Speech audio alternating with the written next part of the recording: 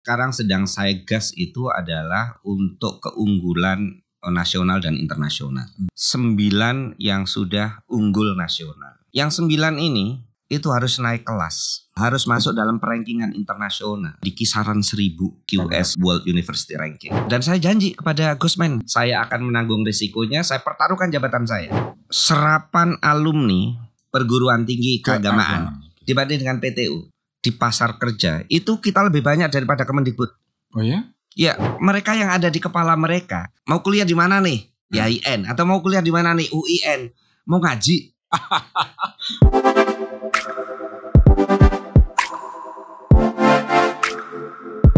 Halo pendengar dan netizen Radio Sinta dimanapun Anda berada. Podcast kita kali ini kita akan membahas tentang pendidikan keagamaan Islam. Nah ini spesial khusus adalah perguruan tinggi keagamaan Islam yang ada di Kementerian Agama. Dan sudah hadir di studio Direktorat Pendidikan Tinggi Keagamaan Islam pada Direktorat Jenderal Pendidikan Islam Kementerian Agama Republik Indonesia, Profesor Dr. Ahmad Zainul Hamdi MAG atau yang akrab disapa Prof. Ahmad Inung. Saya biasa panggil Prof. Inung. Wah, sudah hadir di studio. Prof. Inung. Mas Inung aja. Mas Inung aja. Oke, Mas Inung apa kabar? Baik, sehat, Mas. Ya? Baik, alhamdulillah. Sehat. Akhirnya bisa mampir ke studio podcast El Sinta. Iya. Lama betul loh saya mengajukan permohonan wawancaranya. Saya juga lebih lama untuk menunggu-nunggu diundang. Oh begitu ya. Oke, Prof. Akhir-akhir ini apa kesibukan yang terus? Karena saya lihat kemana-mana nih, kemarin ke NTB, kemudian Kalimantan, sebagainya. Sebetulnya sih kesibukan yang kesibukan biasa sebagai seorang direktur di PT KAI ya. Jadi bukan PT KAI, PT KAI. Nanti beda lagi kereta lagi. Beda. Bukan urusan kereta.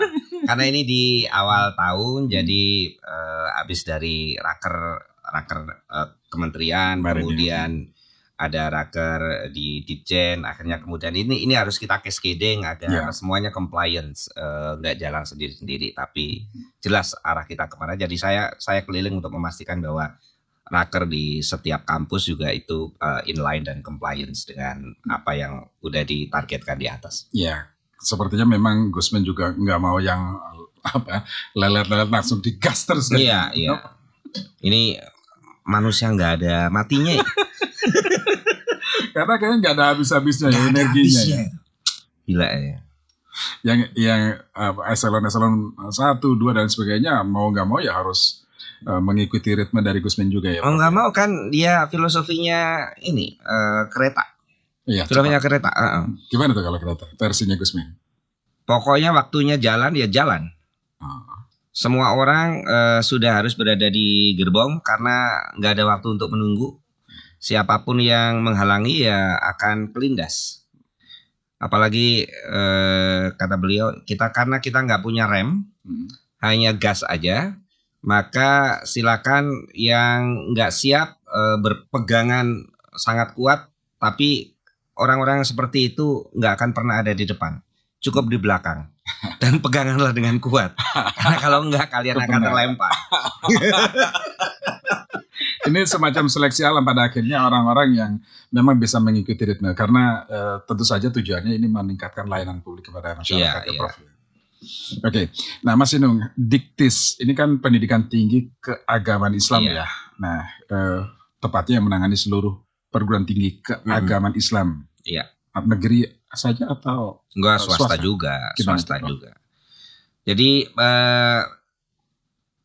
sebetulnya perguruan tinggi secara umum kan ada atau lembaga pendidikan ya, termasuk perguruan tinggi secara umum itu kan ada yang di bawah Kementerian Pendidikan, ada yang di bawah Kementerian Agama. Sama juga dengan di Kementerian Pendidikan. Kementerian ini mengurusi baik yang negeri maupun swasta. Di Kementerian Agama juga seperti itu yang ada di direktorat saya itu.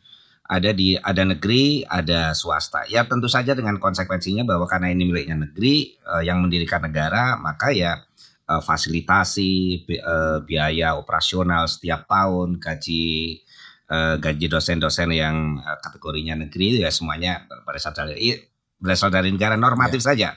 Sementara yang swasta ya normatifnya karena ini didirikan oleh private sector, maka ya private sector itu sebetulnya yang punya tanggung jawab untuk memastikan bahwa ya kamu mendirikan perguruan tinggi, kamu juga harus memiliki visi bagaimana ini dikembangkan, jaminan dengan SDM yang ada di dalamnya dan sebagainya. Nah, kemudian negara hadir untuk meregulasi, memfasilitasi, memberi akses apa yang mereka butuhkan untuk berkembang. Tapi sebetulnya tanggung jawab pengembangan terkait dengan masalah biaya, sarana prasarana itu ya pasti itu tanggung jawab dari yang mendirikan, yang memiliki order dari swasta itu. Tapi dua-duanya ini baik negeri maupun swasta itu semuanya ya kita urus. Iya, iya. Tetapi barangkali kontrolnya yang berbeda ya, Prof ya. Kontrol berbeda. Tapi sebetulnya kontrolnya itu sama, Mas, karena regulasinya kan sama ya. Regulasinya sama. Misalkan begini, kalau untuk mendapatkan gelar S1. Mau di negeri maupun di swasta, kalau itu dipersyaratkan dia harus memenuhi sekian SKS, maka ya akan sama.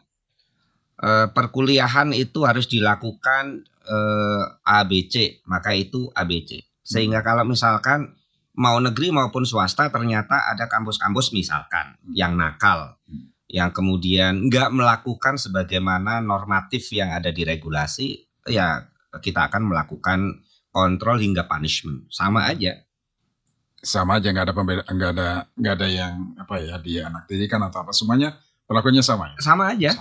Nah, oke. Nah, selanjutnya soal mengontrol bagaimana memastikan kualitas pendidikannya agar sama ya, karena jangan sampai swasta juga seenaknya sendiri. Kira-kira begitu, Pak. Iya. Nah, sebetulnya ada beberapa cara kontrol sebetulnya, Mas. Seperti ini. Kalau misalkan berbicara yang pertama data misalkan ya. Data. Ini mahasiswa A misalkan, tiba-tiba ini gimana tiba-tiba dia lulus dan jadi mendapatkan gelar. Nah, nggak bisa, harus dikontrol oleh data. Data itu kan harus data yang bisa ditunjukkan di pangkalan data. Semuanya pangkalan data ada di PD Dikti. Semuanya ada di PD Dikti. Anak ini masuk tahun berapa? Kemudian setiap semester, setiap tahun itu data kan selalu dikontrol. Apakah dia aktif atau ternyata udah DO, kayak gitu. Itu yang pertama. Yang kedua, kontrol juga bisa dilakukan melalui sistem akreditasi. Karena ada prodi yang itu harus ada periodik untuk akreditasi. Kalau yang ada prodi kemudian yang tidak terakreditasi, kemudian dia tetap membuka perkuliahan, ya sebetulnya itu prodi abal-abal yang dibuka karena dia sebetulnya nggak akredited gitu. Iya. Ya kalau nggak ada memang ada Prof yang seperti itu. Ya ada kan, Mas. Ya ada. Ya kan, makanya nggak bisa itu nggak bisa dilakukan. Jadi kan yang pertama buka prodi, itu kan ada akreditasi minimal. Akreditasi minimal udah beberapa persyaratan ini. Ketat lah syaratnya. Ketat. Oke, lu layak nih untuk buka prodi. Oke, kita kasih waktu. Yang ngasih bukan kami, yang ngasih itu adalah lembaga akreditasi. Lu kita kasih akreditasi minimal, kecukupan untuk membuka ini selama 2 tahun. Setelah itu ya kamu akan akreditasi secara periodik. Kamu berada di peringkat mana nih? Apakah di peringkat C atau di B atau di unggul? Ada sistem pemeringkatan. Nah, secara periodik. Secara periodik. Yang berikutnya, apalagi sekarang juga banyak lembaga pemeringkat kan, Mas. Oh iya. Pemeringkat perguruan tinggi itu juga menjadi, menurut saya itu akan menjadi salah satu cara keterbukaan publik. Orang juga menjadi terpanggil. Nih tiba-tiba ranking perguruan tinggiku enggaknya di bawah, ini enggak ada di dia bisa lihat langsung ya. Bisa lihat langsung. Masyarakat bisa lihat langsung sekarang, Mas. Kemudian yang swasta itu kita ada Kopertais gitu, Koordinator Perguruan Tinggi Agama Islam Swasta. Ini adalah satu lembaga non struktural. Ini hanya satu kayak semacam tim ad hoc. yang ditempelkan di salah satu perguruan tinggi negeri di wilayah tertentu yang dianggap mumpuni untuk melakukan pembinaan terhadap perguruan-perguruan tinggi swasta. Jadi tusinya itu sebetulnya adalah pembantu bagi Dirjen Pendis untuk melakukan pembinaan perguruan tinggi swasta. Jadi kalau misalkan dapat laporan gitu, saya sebagai Direktur Pendidikan Tinggi Keagamaan Islam, saya akan minta sama tim yang ada di Kopertais, tolong investigasi dan beri laporan ke saya, gitu. Dan kemudian saya akan melakukan tindakan. Apakah itu pernah kami lakukan? Pernah, Mas. Sering jangan-jangan. Sering sih enggak bahwa itu kita lakukan. Jadi misalkan saya menerima kabar bisa dari media, bisa dari kolega kami di mana gitu. Itu saya minta Kopertais investigasi ke bawah. Mereka sudah punya instrumen untuk melakukan investigasi dan kemudian ada laporan. Itu kontrolnya secara ketat juga berarti ya, Prof ya? Iya. Oke. Nah, sekarang ada berapa banyak sih, Prof, jumlah prodi yang ada di perguruan tinggi keagamaan Islam ini? Jumlah prodi yang ada di perguruan tinggi keagamaan Islam negeri. Yang PTKIN kami itu ada 59 PTKIN, Mas. 59 PTKIN. 59 PTKIN. Kalau dibanding dengan Kemendikbud ya kecil, Mas. 59 se-Indonesia itu 59 negeri. Untuk yang swasta 788. Banyak betul, Bro. Banyak sekali. Banyak sekali. Nah, prodi yang ada di swasta itu 3.669 hafal aku, Mas. 3.000 lebih. 3.669. Itu kenapa saya hafal, Mas? Karena belakangnya ada 69 itu saya hafal. Oh.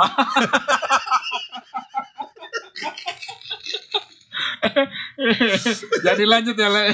Jadi lanjut, Le. Oke. Nah, sementara gimana untuk yang negeri itu ada 2.658. Oke. Yang 3.669 ini proses pengajuan secara bertahap juga untuk akreditasi. Sama, Mas. Ini semuanya sudah terakreditasi semua. Itu kalau mereka sudah membuka prodi, itu berarti mereka tidak akan ada prodi. Pada dasarnya begini. Theoretically itu tidak akan ada prodi yang dibuka yang itu tidak ada izin dari lembaga akreditasi.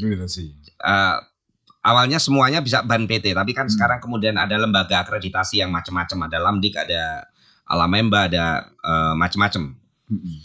Nah, sekarang itu seringkali problemnya seperti ini. Tapi ini kalau di negeri itu relatif lebih terkontrol, relatif lebih terkontrol. Saya kira sepenuhnya terkontrol. Nah, di beberapa perguruan tinggi swasta itu bisa jadi mereka, tapi itu akan selalu ada kayak alarm. Karena mereka sebetulnya semuanya kan terdata nih.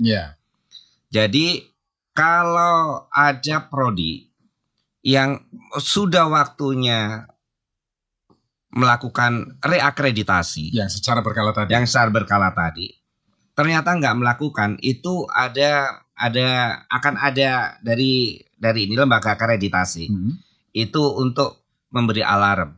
Kamu udah waktunya, bentar lagi kalau enggak kamu akan masuk dalam pasien. Kayak gitu akan jadi pasien nih. Betul. Kalau enggak ya tutup.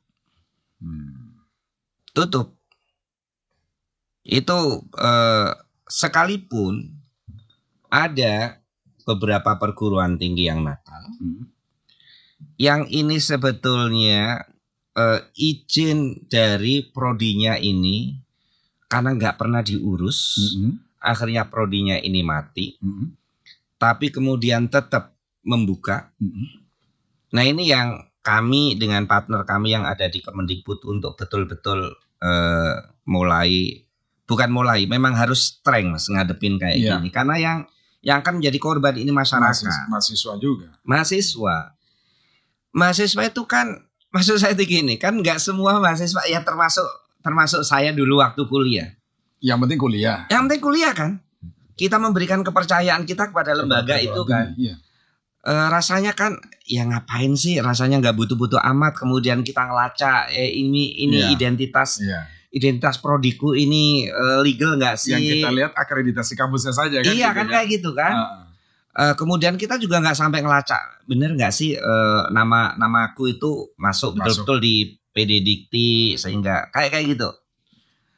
Tapi begitu kemudian keluar misalkan karena ini kena nakal, ternyata ini mana ijazahku? Ijazah nggak bisa dikeluarin, Mas. Iya. Karena ijazah itu harus dikeluarin dengan nomor registrasi tertentu yang itu base-nya pada data. Kayak gitu. Ini yang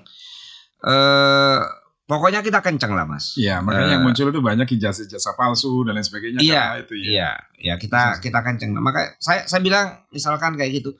Iya, kami karena saya itu di Direktorat Diktis, Diktis Pendidikan Tinggi Keagamaan Islam, maka kami akan menegakkan regulasi. Kalau harus ditutup. Kalau punishnya peringatan, kita akan melakukan peringatan. Tapi masyarakat sendiri itu ya mereka bisa melakukan tindakan untuk mensu. Iya, tidak masuk ke sana. Iya. Bisa melakukan itu kepada lembaga yang menipunya gitu. Ya lagi-lagi soal informasi tadi. Gitu. Kan nggak tahu, saya mau kuliah di sana, keren. Iya. Padahal siswanya hanya beberapa misalnya, tapi karena banyak kelonggaran bisa kuliah kapan aja, seminggu berapa kali, kan yang terjadi begitu. Iya. Yang kasihan itu kayak gini misalkan, ini anaknya orang yang nggak mampu, dia untuk bisa kuliah itu udah berjuang, struggle-nya kuat sekali, Mas. Tapi dia hanya bisa misalkan kuliah di perguruan tinggi yang kecil yang ada di dekat dengan dia secara geografis. Apalagi murah kayak gitu. Tiba-tiba kemudian ini perguruan tinggi yang dikelola tidak benar misalkan. Saya tidak membuat stereotyping apapun ya, bahwa perguruan tinggi yang ada di pelosok kemudian kecil itu pasti nggak benar, itu enggak. Saya nggak sedang membuat stereotyping kayak gitu. Saya hanya menggambarkan, coba kita membayangkan semangat mereka. Iya, semangat mereka anak-anak mahasiswa ini yang berasal dari keluarga nggak mampu, kemudian mungkin dia juga bekerja paruh waktu, part timer di apa, dari situ kemudian dia kuliah, dan kemudian anak-anak ini menjadi korban penipuan dari lembaga pendidikan nggak benar. Itu kan rasanya kan mangkel sekali gitu. Gitu. Nggak hanya mangkel, marah gitu. Iya. Terus apa yang dilakukan oleh Diktis, Prof? Memastikan perguruan tinggi keagamaan Islaman yang swasta itu tidak melakukan praktek-praktek seperti itu. Saya bilang tadi itu, Mas, sebetulnya secara sistem itu kan kita udah berlapis nih, berlapis. Nah, kita juga memiliki kompertais. Saya mungkin tidak bisa. Saya kira tidak ada satu sistem pengawasan yang sebegitu komplit ya, enggak. Tapi setiap kali saya mendapatkan laporan misalkan kayak gitu, ada beberapa masa pada akhirnya kita turunkan, kita beri punishment berjenjang. Kalau misalkan pada satu titik di mana ini udah nggak bisa diselamatkan dan memerlukan kebijakan saya untuk menutup, ya saya tutup. Terus nasib mahasiswanya bagaimana, Prof? Ya itu tentu saja ada mitigasi, Mas. Nggak mungkin kita tutup kemudian kita biarkan. Sama juga kita nggak menyelamatkan mereka, padahal ini kan sebetulnya kan kebijakan ini adalah kebijakan untuk melindungi mahasiswa. Pasti saya sampai saat ini belum punya kasus sampai menutup gitu. Tapi jika itu terjadi pasti ini juga akan kita mitigasi. Nggak mungkin kita akan membiarkan mahasiswa menjadi korban. Iya, paling tidak ini adalah peringatan keras kepada mereka ya, perguruan tinggi swasta, keagamaan Islam swasta yang mencoba-coba dengan praktik seperti itu ya. Hanya demi ingin menarik calon mahasiswa, kemudian melakukan manipulasi dan sebagainya dengan prodi-prodi tertentu gitu ya. Baik, nah Prof, sekarang apa yang tengah jadi fokus Diktis, Prof? Pengembangan riset, beasiswa atau perguruan tinggi? Jadi begini. Saya tahun ini itu semuanya kita lakukan menjadi selama 1 tahun berjalan ini ya. Tapi yang sekarang sedang saya gas itu adalah untuk keunggulan nasional dan internasional. Jadi kita memiliki 59 nih. Dari 59 itu sampai akhir tahun kemarin kita memiliki 9 yang sudah unggul nasional. Itu AIPT-nya, akreditasi institusinya. Nah, saya bilang yang 9 ini itu harus naik kelas. Harus internasional, harus masuk dalam rankingan internasional. Di kisaran 1000 QS World University Ranking. Karena itu adalah lembaga perankingan yang dianggap selama ini paling kredibel dan paling terakui. Saya bilang nggak bisa kita terus-menerus kayak gini, kita dorong. Nah, sementara yang masih ini baik sekali atau B itu saya sedang kemana-mana itu saya bilang nggak ada waktu kita harus unggul karena hanya sampai tahun ini ada pemeringkatan unggul itu. Berikutnya itu hanya akan terakreditasi atau tidak terakreditasi. Hanya itu aja. Jadi pride bahwa kita itu unggul itu nggak ada waktu. Kesempatannya ini. Saya kemana-mana. Saya bilang dan juga tidak mungkin saya punya 59 dikurangi 9 jadi 50 ya. Karena yang 9 kan udah unggul nih. Sudah unggul. 50 saya juga realistis. Saya nggak mungkin dorong semuanya. Mana yang udah ada berapa yang paling siap? Saya bilang kayak gitu. Saya akan undang mereka. Saya akan minta mereka untuk presentasi. Ada sekitar 15 atau 15 yang udah menyatakan dirinya untuk siap unggul tahun ini.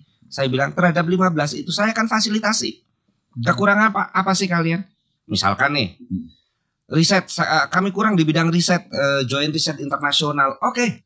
Saya akan fasilitasi yang 15 ini. Kekurangan apa? Pengabdian internasional atau publikasi internasional atau kekurangan international students atau kekurangan joint academic activities dengan kamus-kamus lain. Ya dengan kamus-kamus lain. Oke.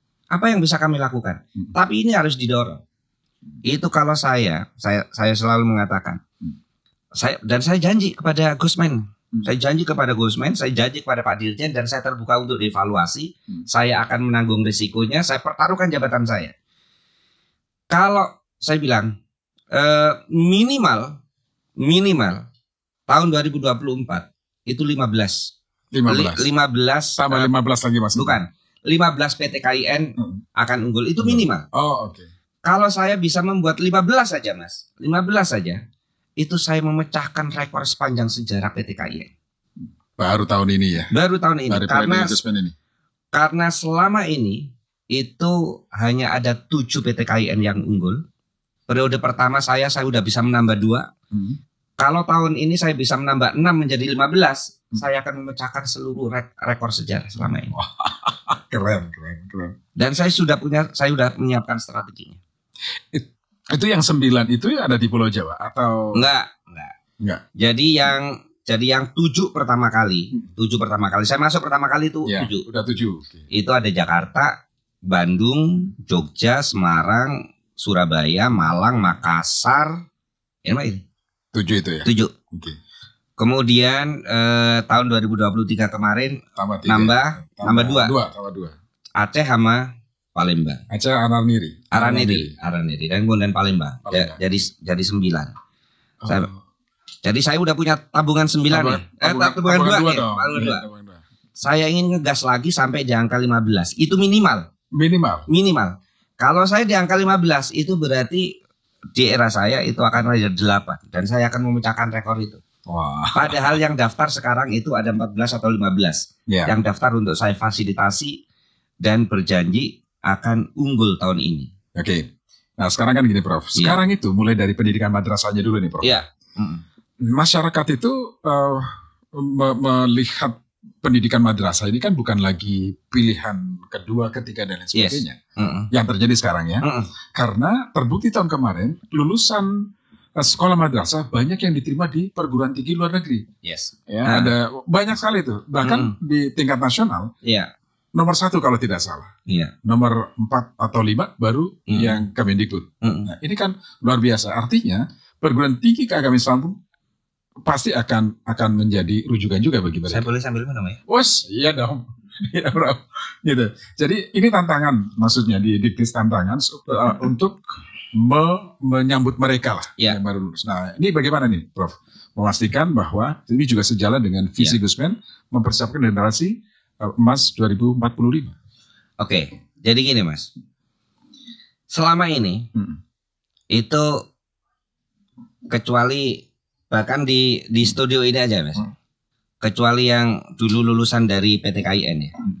Secara umum Mas, secara umum masyarakat itu mau yang betul-betul calon mahasiswa, anak-anak SLTA kelas 3 atau orang tuanya atau masyarakat secara umum, itu yang ada di kepala mereka kuliah di IAIN atau di UIN, yang ada di kepala mereka itu adalah kuliah agama.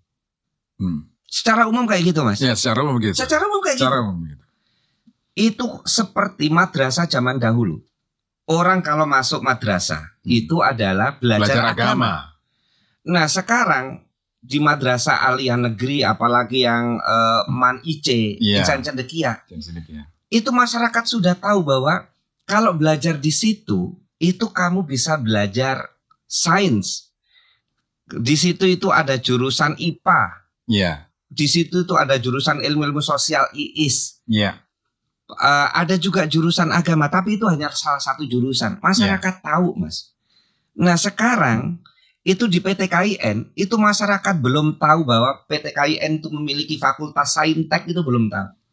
Bahwa di IAIN itu ada FISIP, itu belum tahu. Bahwa ada HI, ada psikologi, ada teknik informatika, ada teknik sipil, ada sekian banyak. Itu mereka belum tahu Mas. Mereka yang ada di kepala mereka itu adalah bahwa mau kuliah di mana nih? IAIN. Atau mau kuliah di mana nih? UIN. Mau ngaji. Mereka tidak tahu padahal ada dokter di UIN yang sekarang sering berada di ruang publik, dia adalah pengamat politik. Nah, kan beda, bukan pengamat kaji atau apa. Benar.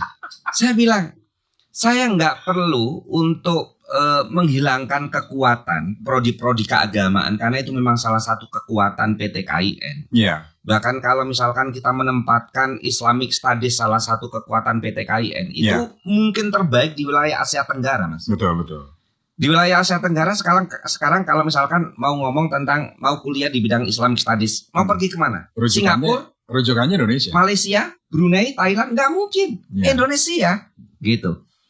Tapi yang saya perlu dorong Mas, yang perlu saya perkenalkan, ini urusan membranding.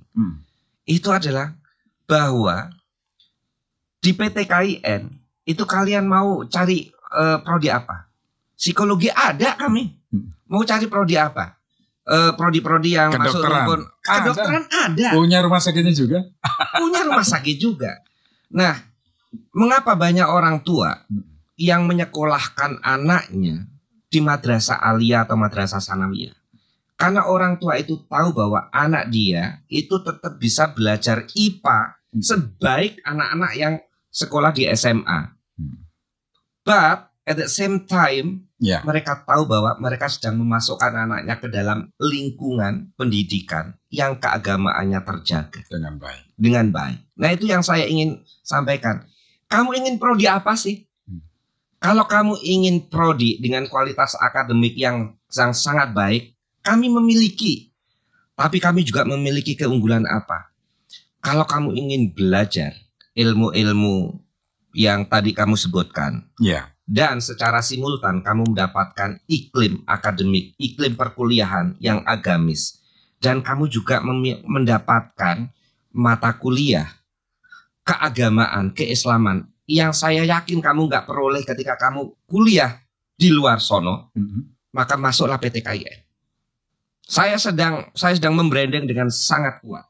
Dan saya juga bilang sama kawan-kawan di PTKIN, kalau kamu ingin menjadi buruan anak-anak SMA, tidak hanya diburu oleh anak-anak aliyah jurusan agama atau lulusan pesantren, maka kita juga harus mendiversifikasi produk. Betul. Kalau produk kita itu kita memiliki 100 produk, 90 produk itu hanya produk keagamaan. 90% yang akan masuk ke kamu adalah anak-anak alia lulusan jurusan agama sama anak pesantren. Ya. Tapi kalau kita mendiversifikasi produk, di mana secara regulasi boleh, more or less 50-50, Ya. hanya tambah satu saja sehingga prodi agamanya tetap lebih banyak. Betul. Dan kita memiliki produk yang terdiversifikasi sangat beragam kayak gitu dengan kualitas yang baik.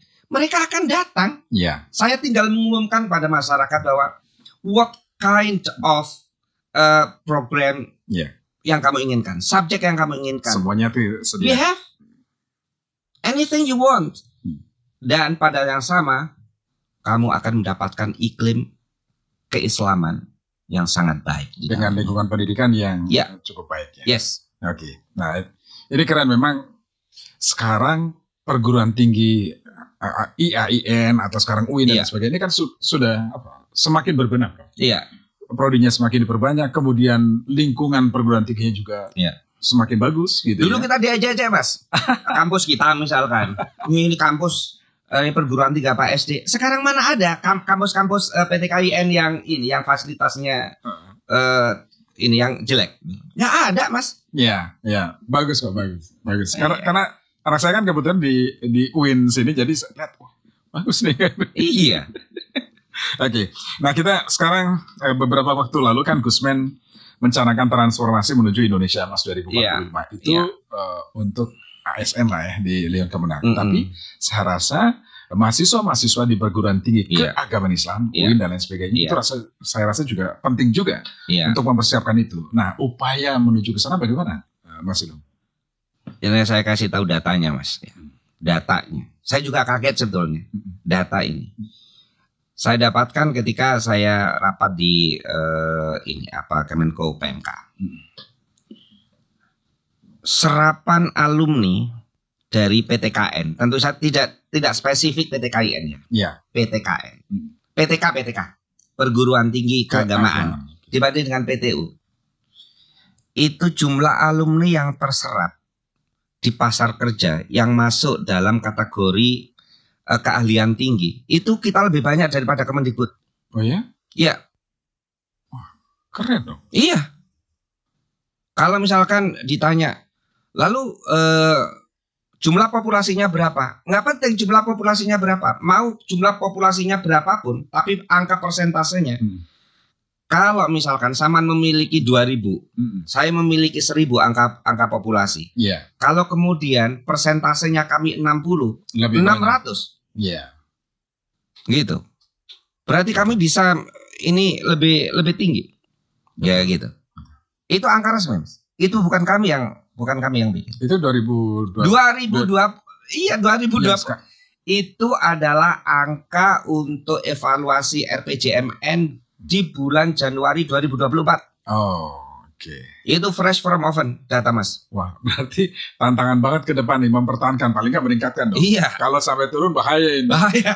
Pental nih. Saya bilang, saya tunjukkan sama Pak Dirjen. Saya mengatakan ini pasti kerja kumulatif. Ini pasti kerja banyak orang. Betul. Tapi agar kita itu ya apresiasilah pada diri sendiri. Jangan selalu merasa bahwa kita kayak gitu. Ini loh data kita, dan data ini bukan dari kita. Gitu. Yang menyusun data ini bukan dari kita. Gitu. Saya bilang kayak gitu. Nah ya, itu yang pertama, Mas. Setidak-tidaknya kami punya modal. Kami punya modal kalau misalkan ini berbicara tentang Indonesia Emas dan sebagainya. PTKN itu nggak serendah yang kalian bayangkan gitu loh, maksud saya itu kayak gitu loh. Please dong. Please. Iya. Please gitu. Ya kayak gitu. Itu yang pertama. Yang kedua, kami diingatkan bahwa gini, Mas. Sebetulnya sistem pendidikan seperti yang sekarang ini ada, yang eksis, yang dari mana kita dulu berasal. SD ya seperti itu, kemudian SLTP, kemudian SLTA sampai kemudian perguruan tinggi. Ini kan sebetulnya kan temuan baru. Ini bukan lembaga yang sudah ada sejak zaman Nabi Adam. Ini artinya adalah satu sistem pendidikan yang di-create oleh manusia dalam rentang sejarah waktu tertentu. Dan saya yakin sistem pendidikan seperti sekarang ini, Mas, ini nggak akan abadi. Ini akan ada waktunya. Ya, transformasi selalu ya. Dan sekarang itu menurut saya mungkin kita sedang berada di senjakalanya. Apa yang saya bilang? Itu banyak sekali pekerjaan, jenis-jenis pekerjaan. Orang yang menjadi pemilik atau owner dari sebuah perusahaan, ketika dia merekrut SDM baru, karyawan baru, itu sekarang udah banyak yang nggak lagi bertanya mana ijazahmu, kamu lulusan dari mana, berapa IP-mu, tapi langsung ngomong apa keahlian kamu. Saya butuh manusia dengan keahlian ini. Kalau kamu cukup berkompeten untuk mengisi di ini, just do it. Saya nggak peduli kamu punya ijazah atau apa gitu. Iya. Coba sekarang udah banyak kayak gitu, Mas. Jadi sekarang Diktis juga mempersiapkan ke arah sana. Kami mempersiapkan ke arah sana. Makanya saya bilang, mungkin kita belum waktunya untuk meninggalkan sistem seperti ini. Tapi kalau kita nggak segera melakukan langkah-langkah antisipatif, forecasting ke depan, itu kita hanya akan dimakan oleh peradaban ini. Dengan cara apa? Saya bilang, ada dua hal setidak-tidaknya. Mari kita perkuat career center. Career center ini nggak semata-mata tentang kamu berasal dari prodi apa. Career center ini akan mempersiapkan anak-anak kita untuk mengenali tantangannya apa. Dia memiliki semangat entrepreneurship yang baik. Dan kemudian ini disiapkan. Karena bagi saya ya, Mas, salah satu soft skill yang sangat penting ke depan orang untuk sukses itu bukan tentang latar belakang pendidikan kamu apa. Ya. Tapi kalau kamu punya kemampuan beradaptasi terhadap perubahan dan tantangan, itu adalah kunci yang paling penting. Nah, Mas ingat ininya Darwin. Not the smartest person will survive. Yeah. Not the strongest person will survive. Tapi siapa yang akan survive? The most adaptable with the change. Orang yang bisa beradaptasi dan kompeten di bidangnya. Yeah. Ini keren nih. Jadi sudah sangat jelas dengan visi seperti itu. Ini menunjukkan bahwa Diktis juga tengah mempersiapkan generasi emas 2040. Dan saya juga minta di berbagai kampus untuk mempersiapkan micro credential. Jadi kursus-kursus yang akan membekali mereka dengan skill yang langsung dibutuhkan. Apa? Saya membayangkan kayak gini. Oke deh, kamu boleh prodimu itu ilmu Al-Quran dan tafsir. Nah, misalkan. Tapi kemudian dia memiliki sertifikat dari program micro credential di bidang apa? Digital marketing misalnya. Dan kemudian dia memiliki mental yang kuat untuk beradaptasi dengan dengan perubahan, dengan tantangan. That the person will survive. Karena kita menciptakan orang-orang seperti itu sebetulnya, Prof. Iya. Oke. Nah, terakhir nih, Prof. Apa pesan yang ingin disampaikan, Prof. Inung ya, kepada seluruh masyarakat, khususnya para mahasiswa perguruan tinggi keagamaan Islam? Ya. Keagamaan Islam. Ya. Untuk para mahasiswa, terutama yang karena ini kamu sekalian sudah berada di dalam PTKI, mau negeri maupun swasta, kamu sudah tahu bahwa kamu bisa belajar ilmu apa saja yang ada di situ. Tapi ingat pada akhirnya, sekali lagi, masa depan itu tidak ditentukan seberapa banyak ilmu yang kamu hafal. Karena ilmu yang kamu hafal itu adalah ilmu yang disusun di masa lalu. Yang paling penting itu adalah pemilik masa depan itu adalah pembelajar yang tidak pernah berhenti dan orang yang sanggup menghadapi setiap tantangan. Itu yang paling penting. Dan bagi para siswa, kalau kalian ingin belajar untuk prodi apa saja dan pada saat yang sama kalian berharap mendapatkan lingkungan dari iklim akademik di perguruan tinggi yang agamis, yang islami, maka kalian tidak memiliki pilihan lain kecuali PTKI. Keren ya. Oke, Prof. Ini sebetulnya masih banyak yang bisa kita ulas ya, Prof. Tapi karena waktunya juga terbatas, tapi paling tidak ini semakin menegaskan bahwa perguruan tinggi keagamaan Islaman terus berbenah. Dengan ditunjuk misalnya beberapa pengakuan internasional misalnya yang sekarang juga tengah berproses menuju ke sana ya, Prof ya. Dan itu sekali lagi menunjukkan bahwa perguruan tinggi keagamaan Islaman sekarang juga menjadi pilihan utama. Begitu ya, Prof ya.